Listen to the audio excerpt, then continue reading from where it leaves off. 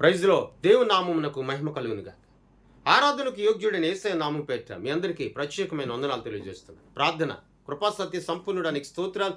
నీతికి ఆధారమగు దేవా నీకు వందనాలు. ఈ దినమును ప్రత్యేకముగా ఈ వాక్యమును ప్రభువా గుర్తించి గమనించి ధ్యానించగలిగే ఆసక్తిని మాకు దాయిచ్చు. తోడయుండ యేసయ్య నామమును అడుగుచున్నాము తండ్రి, ఆమె. దేవుని వాక్యంలోనికి మనం వెళ్దాం. సామెతల గ్రంథం 2వ అధ్యాయం 7వ వచనాన్ని మనం చదువుకుందాం.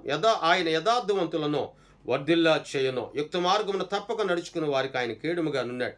ఆయన యథార్థవంతులను వర్ధిల్లా చేయను. నిజమే, ఎవరు భక్తి కలిగిన మార్గంలో నడిపించబడతారు, ఎవరు భక్తిని కాపాడుకుంటారు, అది చూపు ద్వారా కానీ, ఆలోచనల ద్వారా కానీ, తలంపుల ద్వారా కానీ, మాటల ద్వారా కానీ, వారి చేష్టల ద్వారా కానీ, ప్రవర్తన ద్వారా కానీ ఎవరైతే వారి యథార్థమైన జీవితాన్ని కాపాడుకుంటారో వారిని నేను వర్ధిల్లు చేయును అన్నాడు.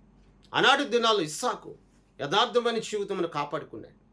అతడు ఏ సంవత్సరమైన ఏ దినమైనా అతడు విత్తనం వేసినప్పుడు దేవుడు నూరంతలుగా ఆశీర్వదించేవాడు. ఎందుకంటే అతడు యథార్థమైనటువంటి జీవితంను కలిగి ఉన్నవాడు కనుక. ఎబేజు తన సహోదరులందరికంటే అత్యధికంగా అతడు ఆశీర్వదించబడ్డాడు. ఎందుకంటే తన భక్తి కలిగిన జీవితాన్ని కాపాడుకున్నాడు. ప్రియ దేవుని బిడ్డ, ఎంతోమంది భక్తులు, అపోస్తులైన పౌలు గారు, పేతురు గారు, ఎంతోమంది అపోస్తులు, పరిశుద్ధులు, ప్రవక్తలు, ఏర్పరచబడిన వారు, దేవుని చేత నిర్మించబడిన వారు ఎందరో వారి యథార్థమైన జీవితాన్ని కాపాడుకున్నారు కనుక వారు వర్ధిల్లారు. మరి నువ్వు ఎందుకు వర్ధిల్లలేకపోతున్నావు? యథార్థమైన జీవితం ఏది? యథార్థమైన భక్తి ఏది? లోకంలో ఏదైతే కనబడుతుందో దాని వైపు వెళ్తున్నాడు మనుషుడు. లోకంలో ఏదైతే కనబడుతుందో దాన్ని ప్రేమిస్తున్నాడు మనుషుడు. లోకంలో ఏదైతే తుచ్చమైనవి ఉన్నాయో అవే శ్రేష్టమైనవి, దైవికమైనవి అని వాటిని బట్టి వెంబడిస్తూ ఉన్నాడు. అతిక్రమము దేవోక్తి వల్లే మనుషులు పలుకుచూ ఉన్నారట. అదే దైవికమైనది, అదే పరిశుద్ధమైనది అని చెప్పి అతిక్రమములను, పాపములను ప్రేమించేవారు ఉన్నారు లోకంలో. దేవుని బిడ్డ వాక్యంలో అంటాడు, నేను యథార్థవంతులను వర్ధిల్ల చేస్తాను. నిజమే కదా? నీవు జీవితాన్ని మార్చుకుని, నీ బ్రతుకును మార్చుకుని, ఇదిగో సర్వం అనగా నీ దేహం అంతా, ఆత్మీయ జీవితం, ఆత్మీయ ఆలోచనలు అన్నీ కూడా ఆయన పరిశుద్ధమైన రక్తం చేత కడగబడితే, శుద్ధీకరింపబడితే, నూతనమైనటువంటి పరివర్తన అనేది నీలో చెందితే నీ జీవితాన్ని దేవుడు వర్ధిల్లింప చేస్తాడు, ఆశీర్వదిస్తాడు.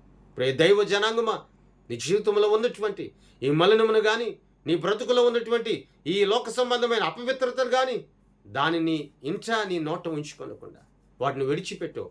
నా దేవుని కృప ద్వారా నువ్వు వర్ధిల్లుతా. దావీదు వర్ధిల్లలేదా? ఆనాడు అబ్రహాం గారు వర్ధిల్లలేదా? మోషే వర్ధిల్లుతూ రాలేదా? దేవుని వాక్యంలో అంటాడు, నీ బాల్య దినముల నుండి సృష్టికర్త అయిన దేవుని నువ్వు జ్ఞాపకం చేసుకొనిచు, స్మరించుకొనిచు, యథార్థమైన జీవితాన్ని పడిపోకుండా, కుడి ఎడమలకు పడిపోకుండా, తప్పిపోకుండా నీ భక్తి కలిగిన జీవితాన్ని కాపాడుకుంటే ఆయన నామము ద్వారా, నా దేవుని నామము ద్వారా, అది ఎప్పుడైనా, ఏ దినమైన, ఏ క్షణమైన, ఎక్కడ అడుగు పెట్టినా, ఎంతమంది మధ్య అనగా శత్రువులు నీ చుట్టూ ఉన్న వారందరి మధ్యలోనే నా దేవుడు నేను వర్ధిల్ల చేస్తాడు, ఆశీర్వదిస్తాడు. అటు కృప నీకును నీ కుటుంబానికి దేవుడు దయచేయను గాక. ప్రార్థన. కృపాసత్య సంపూర్ణుడా నీకు స్తోత్రాలయ.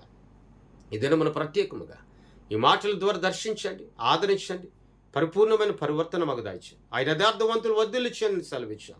నిజము ప్రభువా, వాక్యం మా జీవితంలో నీరు కట్టి ఫలించును గాక.